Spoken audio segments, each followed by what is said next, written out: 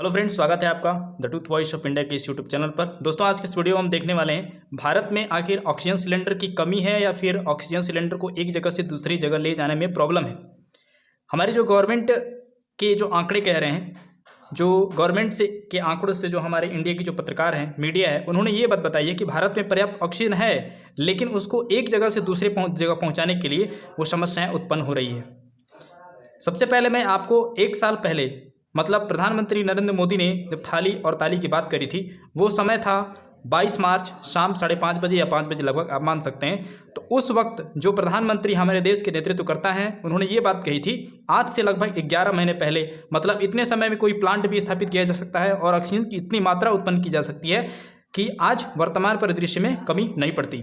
लेकिन उस समय हमारे देश के प्रधानमंत्री जो हैं, उन्होंने कहा कि ताली और थाली से जो है अपनी जो मनोबल बढ़ाए रहें और एक दूसरे का साथ दें, एकजुटता को दिखाएं और प्रदर्शित करें विश्व पटल पर। पहली बात यह है, आज जो सिचुएशन देखने को मिल रही है कि हमारी जो इंडिया की जो सेना है, वो अभी ऑपरेशन ऑक्सीजन को उन्होंने अभी चला रखा हुआ है। एक जगह से दूसरे जगह ऑक्सीजन जो है हवाई यात्रा से भी अब लाने का अब लाया जा रहा है।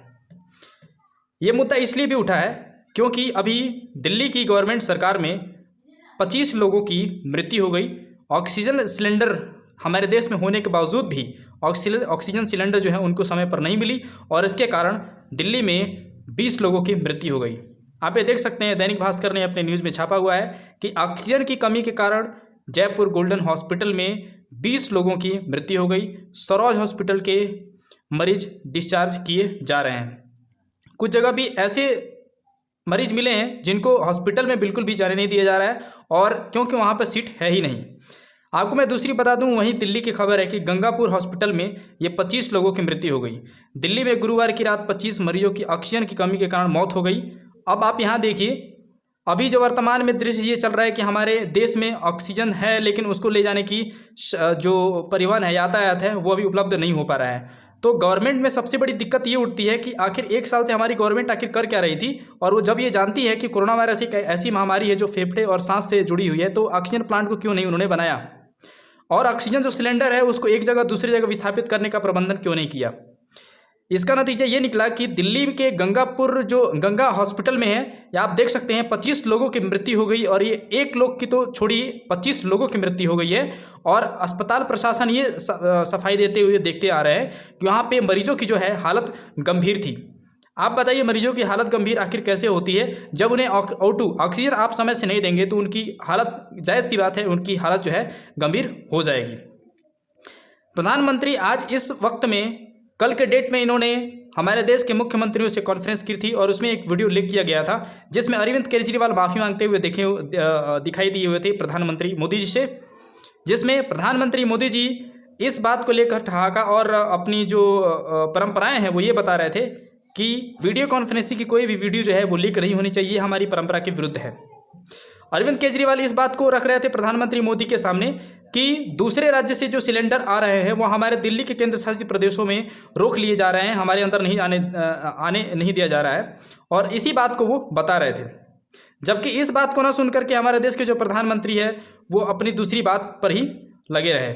उन्होंने इनसे ये कहा कि हमारी जो परंपरा है, जो मीडिया कॉन्फ्रेंसिंग है, उसको बिल्कुल भी कोई भी वीडियो लीक नहीं होनी चाहिए। और ऐसे में सबसे बड़ा सवाल उठता ये है कि जब हमारे देश के प्रधानमंत्री से मुख्यमंत्री एक सवाल जवाब कर रहा है और परेशानियां बता रहा है, तो ऐसे में हमारे प्रधानमंत्री सुनने की बजाय उनको रियायतें दे रहे हैं और परंपराएं बता रहे हैं। लेकिन एक साल पहले की अगर बात करें इन्हीं नेतृत्वकर्ता की, तो इन्होंने ना ऑक्सीजन के सिलेंडर की जो व्यवस्थाएँ थी उसको तंदुरुस्त किया, बल्कि मीटिंग, चुनाव यात्रा, और अभी ये चुनाव यात्रा हो रही है, अगर ये चाहते तो ये चुनाव यात्रा को रुकवा करके कुछ सालों के लिए बढ़वा सकते हैं। 370 को ये जो अस्थायी तरीके से जम्मू कश्मीर के ऊपर लगा था, रातों रात इन्होंने चेंज करवा दिया। तो ऐसी कोरोना महामारी में जब देख रहे हैं कि ये दूसरी लहर है और ये बहुत ही पैंडेमिक है और आपातकालीन देश की जनता को बहुत नुकसान पहुंचा सकती है, तो ऐसे में चुनाव को भी ये रुकवा सकते हैं, लेकिन ये ऐसा नहीं करेंगे। इनके जितने भी कैबिनेट के मंत्री हैं, चाहे वो राजनाथ सिंह हो और अमित शाह हो, ये चुनाव की रैलियों में लगातार आपको देखते मिले होंगे। कोरोना वायरस की जो पहली लहर आई थी 22 मार्च को, उसमें भी ये बिहार में वर्चुअल रैली कर रहे थे और ये दूसरी लहर आने के बावजूद भी बंगाल में अलग अलग जगह रैलियां कर रहे हैं। 20 मौतों और 25 मौतों का पूरा जिम्मेदार जो जाता है वो केंद्र सरकार और राज्य सरकारों को जाता है, क्योंकि हॉस्पिटल में जितने भी प्रबंधन होते हैं राज्य सरकार और केंद्र सरकारों के अंतर्गत होते हैं। अगर समय पे कोई भी सुविधा मुहैया नहीं होती है तो इसका जिम्मेदार पूरी तरीके से राज्य और केंद्र सरकार को जाता है। आप देखिए, इतनी कोरोना महामारी में अभी जो कल परसों आई थिंक डेट में महाराष्ट्र में एक घटना घटी थी, जिसमें विजय वल्लभ हॉस्पिटल, ये महाराष्ट्र के नासिक में है, यहाँ पर एक पास में ट्रांसफार्मर था और उसके अंदर हॉस्पिटल के अंदर चिंगारी चली गई और वहाँ से एक फायर एक्सटिंग्विशर तक नहीं था उस हॉस्पिटल में उसको बुझाने के लिए। आप इतना समझ सकते हैं हमारे देश की जो हॉस्पिटल्स हैं, इतनी दर्दनाक इसकी स्थिति बनी हुई है कि वहाँ पे कोई भी जो वार्डन होता है, मरीज को देखने वाले वो तक नहीं थे और वहाँ पे जो देखभाल करने वाले वो तक नहीं है। कोरोना वायरस के जो मरीज है वो बेड पर लेटे रहे और मर गए। लगभग 15 से 16 व्यक्ति, मैं कंफर्म तो नहीं हूं, लेकिन 15 से 16 व्यक्ति के ऊपर इनकी यहाँ पर मृत्यु हो गई और इसका भी जिम्मेदार पूरी तरीके से वहाँ के हॉस्पिटल जो प्रबंधन है वहाँ को जाता है। अगर फायर एक्सटिंग्विशर अगर वहाँ पर होता तो ऐसी घटनाएं बिल्कुल भी सामने नहीं आती। अगर मैं बात करूँ कि इस वक्त में अगर पैसे की कमी है तो हमारे देश की जो जनता, जो राज्य सरकार के अंतर्गत आने वाले जितने भी मंदिर हैं और उस पर जो है उन मंदिरों के पैसों के ऊपर जो है राज्य सरकारों का कब्जा रहता है। तो ऐसे में राज्य सरकारों का हित बनता है और एक मानवता भी कहती है कि जो भी जनता है राज्य सरकार की, अगर मंदिरों में उन्होंने पैसा दिया है तो उस पैसे का अच्छा यूज़ होना चाहिए।